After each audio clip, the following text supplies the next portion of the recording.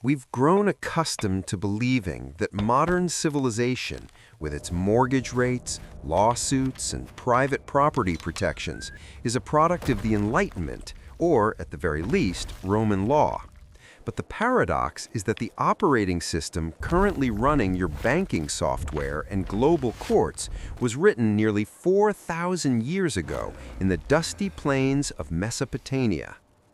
Babylon didn't just build towers to the heavens. It was the first in history to transform the chaos of human passion into a strict mathematical algorithm. While the rest of the world lived by the rule of might and bartered shells for goats, a machine was already at work here, one where every word had its price and every mistake had its silver tariff recorded in a state registry. Babylon is typically portrayed as a fairy tale city of golden idols from Indiana Jones movies, but the truth is far more prosaic and, at the same time, hauntingly more modern. Imagine the year 1792 BC. Mesopotamia is a bloody patchwork quilt. City-states like Larsa, Isin, and Mari are engaged in endless wars over every drop of water from the Euphrates. In the center of this chaos, a young king named Hammurabi ascends the throne of a small and rather unremarkable town called Babylon. He doesn't have the largest army, nor does he possess a divine lineage recognized by all his neighbors. But Hammurabi possesses something more powerful, the intellect of a systems integrator. He understands a fundamental truth of power. An army can seize land, but only a unified protocol of interaction can hold it. The first turning point in the region's history didn't happen on the battlefield, but at the moment Hammurabi introduced his code. These 282 articles, carved into a 7-foot stele of black diorite, were not merely a list of eye for an eye punishments. It was the world's first investment memorandum, turning Babylon into a zone of absolute predictability. For the economy of that time, it was akin to launching high-speed internet in a rural village. A merchant from Phoenician Byblos or a mountain trader from Elam now knew for certain, if they were cheated in Babylon, they wouldn't risk their lives trying to slit their debtor's throat. They would go to court, present a clay tablet with a seal, and Hammurabi's law would force the debt to be repaid with compensation. It was Hammurabi, in the 1750s BC, who laid the foundations of what we now call financial market regulation. He understood the system's primary weakness. If moneylenders were allowed to seize land for debt unchecked, free community members would turn into destitute slaves. The army would lose its soldiers and the treasury its taxes. Therefore, he strictly capped maximum interest rates, 33% for grain loans and 20% for silver. This was the first attempt in history by a state to curb the appetites of the banking sector to save the real economy from collapse. Babylon became a magnet for capital because the rules were the same for everyone, from a lowly porter in the harbor to the high priest of the god Marduk. Babylon of this era was built as an ideal urban project. Life here was subject to the strictest irrigation logistics. Imagine a city where every block is a precise geometric grid. Houses were constructed of baked brick bonded with natural bitumen. In the 1760s BC, the typical Babylonian middle class, scribes, junior officials, successful artisans, lived in conditions that would have seemed like luxury even to Europeans of the Middle Ages. Their houses were two-storied, with thick walls that shielded them from the 50-degree heat. The heart of the home was an open inner courtyard, around which the rooms were arranged. There were no accidental buildings here. Special inspectors monitored plot boundaries, for land within the city walls was worth a fortune. Archaeologists find thousands of tablets in these houses that provide a glimpse into the daily lives of ancient Babylonians. These are not just dry reports, but living specifics. Complaints about poor quality copper delivery, discussions of a daughter's dowry, instructions for treating domestic animals. Babylonians were obsessed with documentation. Any transaction worth more than a few shekels of silver had to be confirmed by witnesses and sealed with the parties' personal seals. If you didn't have a tablet, you had no rights. Babylon turned the world into text, creating the first bureaucratic matrix in history, one that humanity has yet to exit. The primary resource and simultaneously the greatest threat to the city was water. The Euphrates was the empire's circulatory system, but it could also be its killer. Hammurabi personally oversaw the construction of a giant canal, the Nahar Hammurabi, which contemporaries called the wealth of the people. It was a complex engineering network with locks and distribution basins. Hammurabi's laws included a separate block dedicated to irrigation. If a farmer was lazy and failed to strengthen his dam, causing water to break through and flood a neighbor's field, the offender was obligated to reimburse all damages in grain. If he had no grain, his property and he himself were sold at auction to cover the debts. In Babylon, responsibility was as tangible as a brick in a wall. The mechanics of Hammurabi's power rested on a delicate balance between religion and economics. The city's main temple, Esagila, was already beginning to transform into a prototype of a central bank. Priests managed vast tracts of land that were leased out. They also controlled the standards for weights and measures. If you wanted to trade in the Babylonian market, you had to use weights verified by temple officials. This built trust in the market, but it also created a colossal concentration of capital in the hands of the priesthood. Hammurabi, being a wise politician, constantly maneuvered between the interests of these temple corporations and the needs of the state, periodically issuing decrees of justice, misharum, the forced cancellation of debts when the system began to overheat. But the true power of Babylon manifested in its ability to assimilate invaders. The Babylonian system was so efficient that when the Hittite Ping, Mursili I, suddenly stormed the city in 1595 BC, plundered it, and left it a smoking ruin, the city did not perish. The Kassites, mountain tribes who had no writing system or complex laws, came to power. Something extraordinary happened. The invaders didn't destroy Babylon, they became Babylonians. They dressed in Babylonian linen robes, began offering sacrifices to Marduk, and taught their sons the art of cuneiform. Babylon proved that its cultural and economic code was an operating system, without which it was impossible to manage the civilized world. It was easy to capture Babylon, but impossible to abandon its convenient laws and precise market mechanisms. By the end of its first era of greatness, Babylon had formed the image of an ideal metropolis, a place where the law stood above the whim of the king, where trade was protected by contract, and where daily life was arranged with engineering precision. It was a city that first understood that wealth is created not on the battlefield, but in the ledger and in the silence of the courtroom.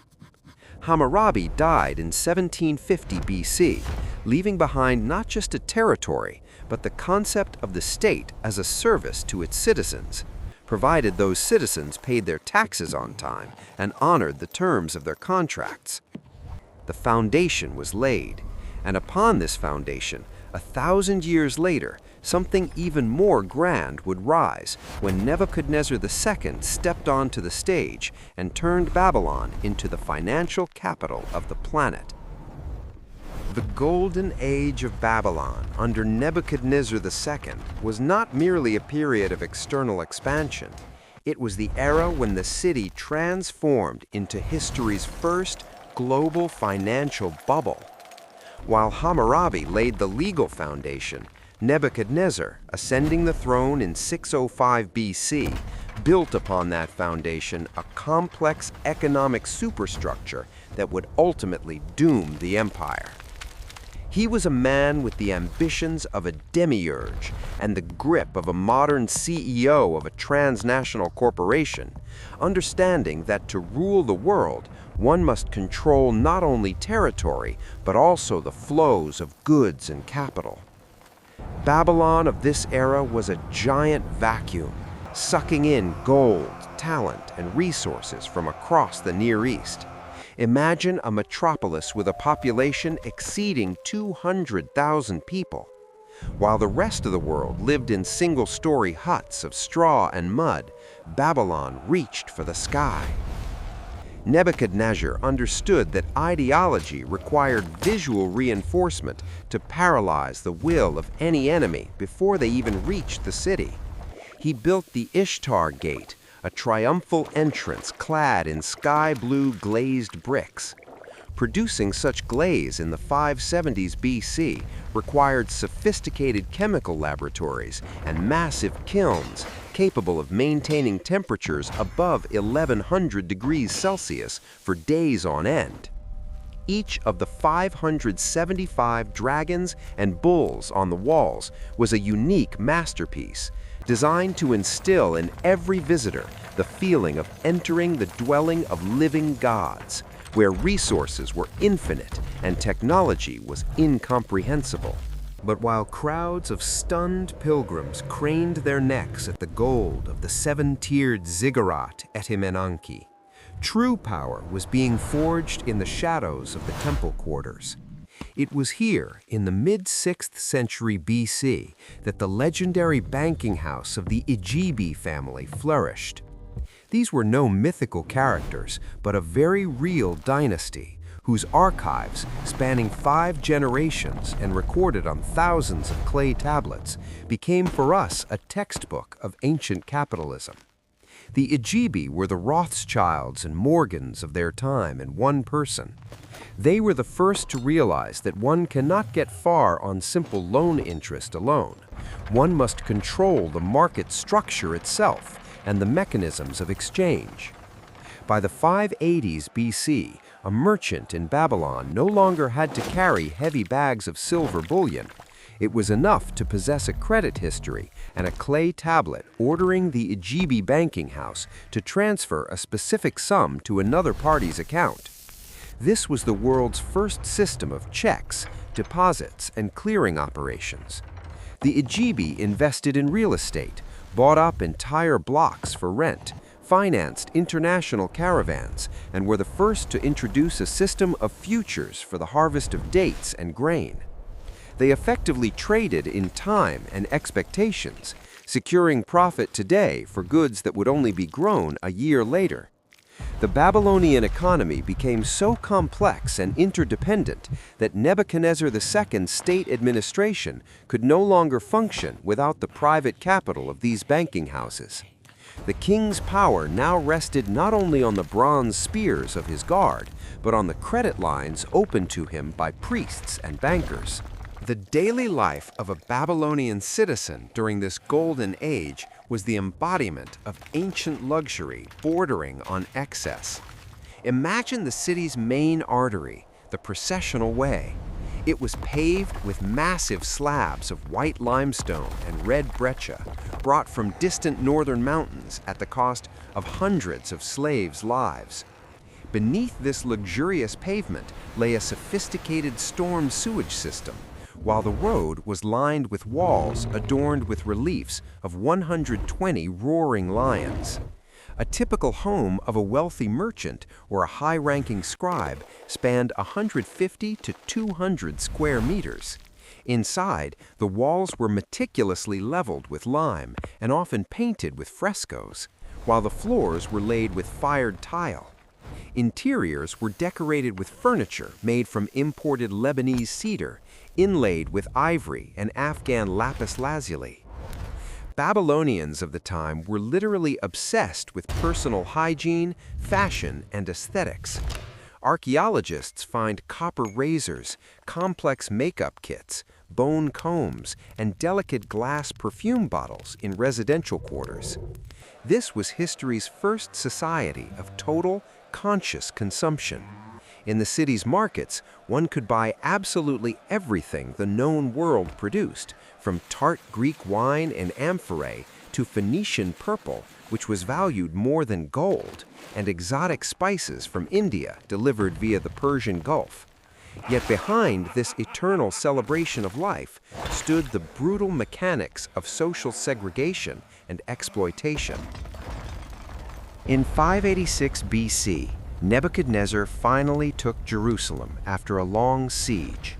The famous Babylonian captivity of the Jews is often presented in religious literature as an act of senseless tyranny by an angry monarch. However, from the perspective of geopolitics and the Babylonian economy, this was a masterful, cold-blooded move to forcibly import a skilled workforce and intellectual capital. Nebuchadnezzar didn't just need slaves to carry bricks on construction sites. He needed trained jewelers, literate scribes, armorers, and experienced money changers who could maintain the operation of his giant and ever-expanding financial machine.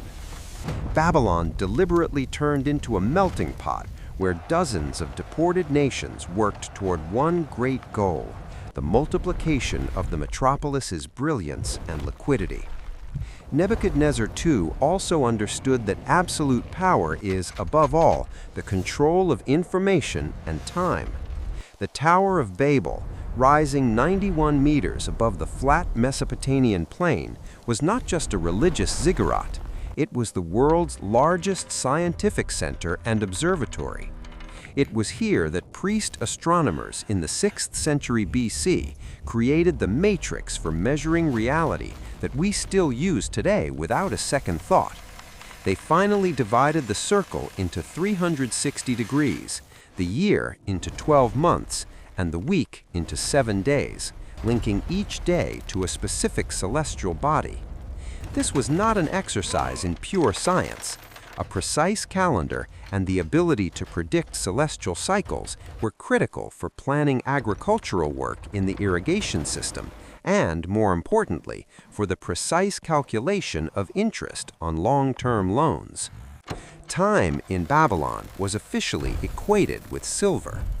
Every lunar eclipse was recorded in temple archives, allowing Igebe bankers to forecast periods of drought or flood, preemptively buying or selling grain reserves and manipulating prices years in advance.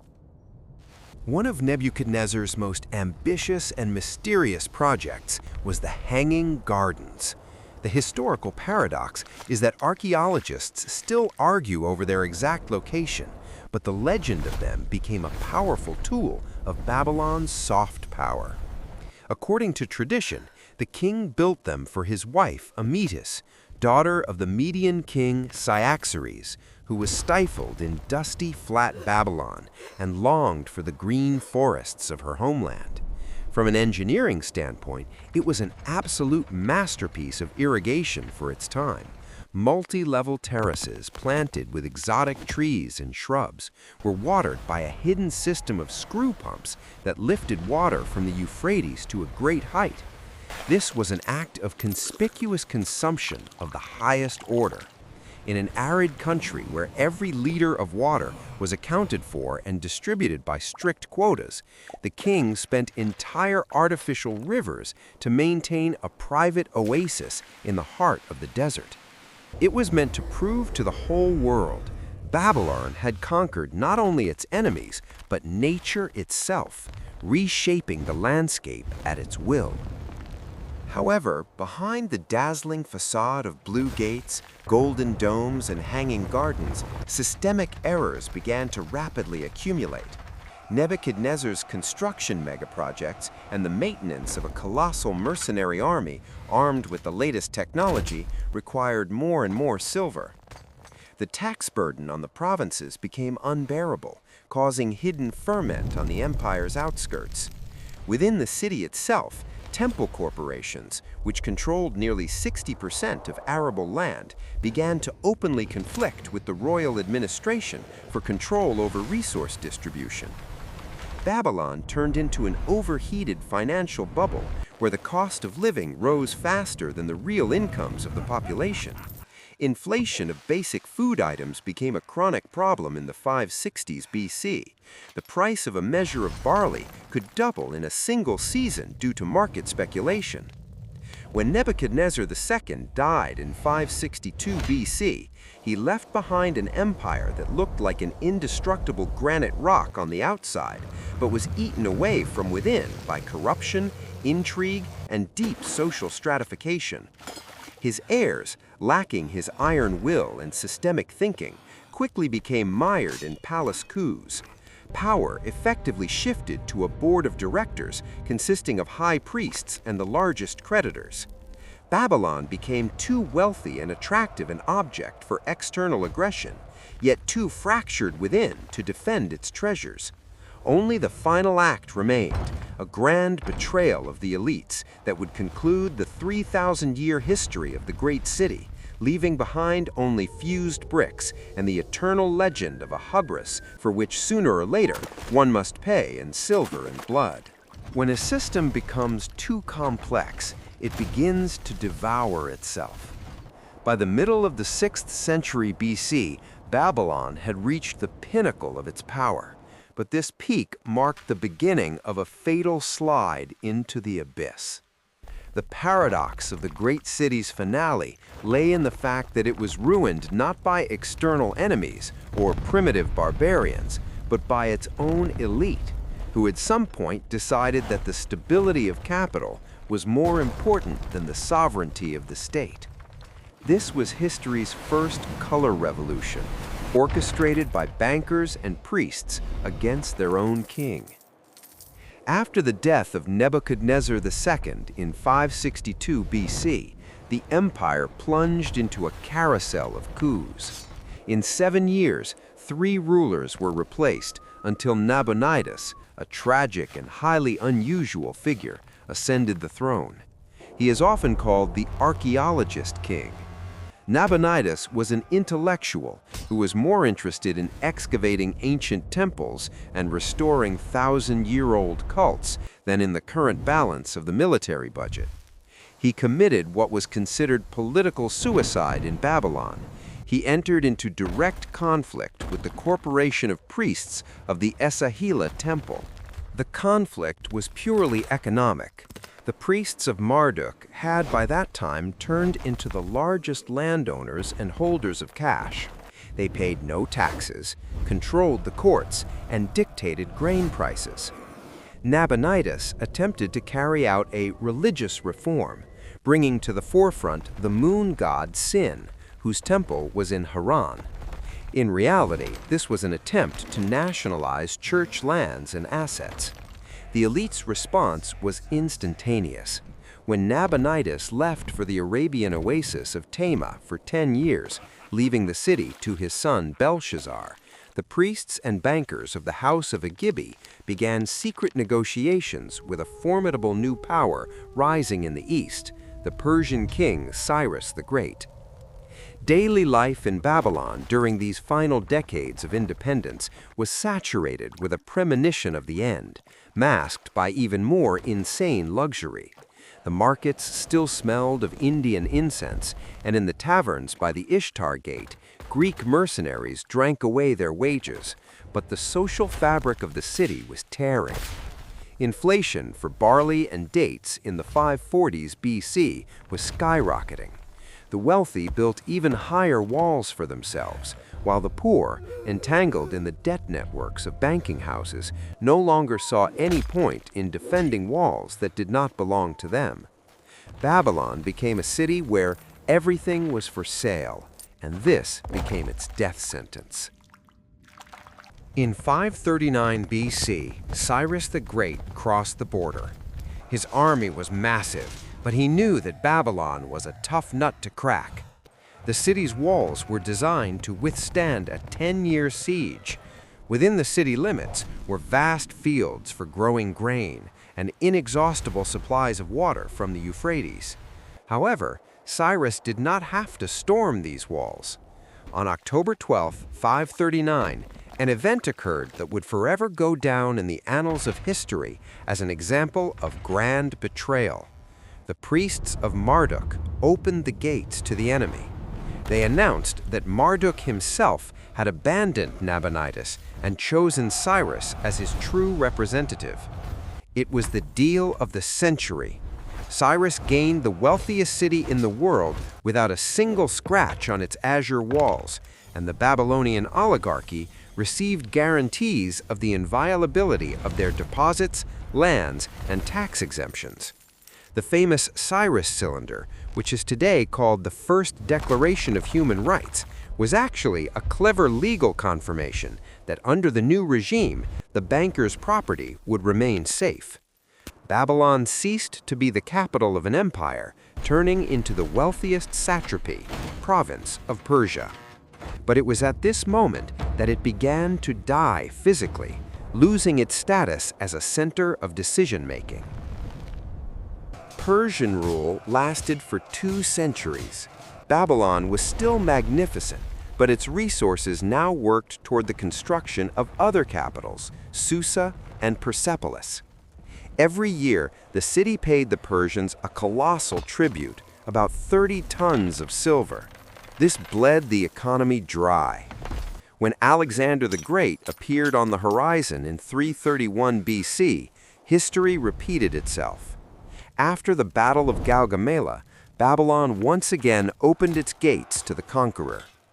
Alexander was so stunned by the scale and architecture of the city that, contrary to his usual tactic of destruction, he ordered Babylon to be preserved intact. Alexander saw Babylon as the ideal capital for his new global power, uniting Europe and Asia. He planned to restore the Etemenanki ziggurat, which by then had already begun to crumble, and ordered 10,000 of his soldiers to clear the debris around the tower. Here, in Babylon, Alexander built a fleet for the conquest of Arabia and planned new administrative reforms. But it was here that fate caught up with him.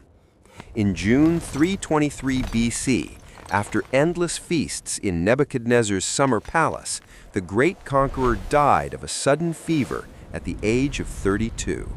With his last breath, the final hope of Babylon to regain its status as the center of the world died as well. What followed was a slow agony. Alexander's generals, the Diadochi, began to tear the empire to pieces. Mesopotamia became a field of endless battles. In 312 BC, the commander Seleucus I Nicator established himself in Babylon. But he quickly realized that the old city resisted the new Greek order too strongly. Its priests were too influential, and its laws were too complex for a Macedonian administration. Seleucus committed an administrative assassination of the city.